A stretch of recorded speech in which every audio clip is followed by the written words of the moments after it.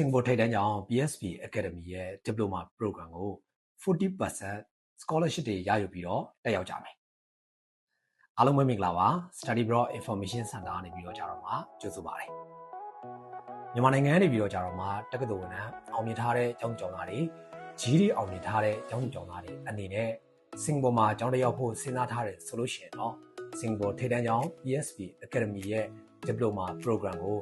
40% ဒီကျောင်းသားကသက်တာခွင့် scholarship နဲ့အတူတက်ရောက်နိုင်မှာဖြစ်ပါတယ်။ပြည်စုံကိုဗီဒီယိုအဆုံးထိကြည့်လိုက်ကြအောင်။မြန်မာနိုင်ငံနေပြီးတော့ကြတော့မှတက္ကသိုလ်ဝန်ထမ်းအောင်မြင်ထားပြီးတော့ရမှတ်65နဲ့အထက်ပြည့်မြတ်ရရှိထားတဲ့ကျောင်းသားတွေ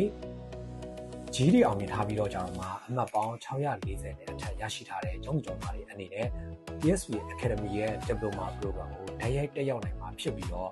Diploma Program ရဲ့ 40% အထိကျောင်းသားကသက်တာခွင့် Merit Scholarship ကိုလျှောက်ထားရယူနိုင်မှာဖြစ်ပါတယ်။ကျောင်းသားတွေအနေနဲ့ကျောင်းလျှောက်ထားဖို့အတွက်လိုအပ်တဲ့ English requirement ကိုလည်း BSP ကျောင်းဘက်ကနေပြီးတော့ကြတော့မှစစ်ပေးတဲ့ English Placement Test ကိုဖြည့်ဆို့ပြီးတော့ကြတော့မှလျှောက်ထားနိုင်မှာဖြစ်တာကြောင့်မလို့ IELTS ကိုလည်းထပ်ပြီးတော့မှပြင်ဆင်စရာမလိုအပ်ပါဘူး။ဂျိုလင်ကိုရှိထားပြီးတဲ့ကျောင်းသားတွေအနေနဲ့လည်းကိုယ့်ရဲ့ဂျိုလင်ကို result နဲ့အတူလျှောက်ထားနိုင်မှာဖြစ်ပါတယ်။အနည်းဆုံးဇွန်၊ဇူလိုင်ကျောင်းဖွင့်ချိန်ကိုလျှောက်ထားမဲ့ကျောင်းသားတွေအနေနဲ့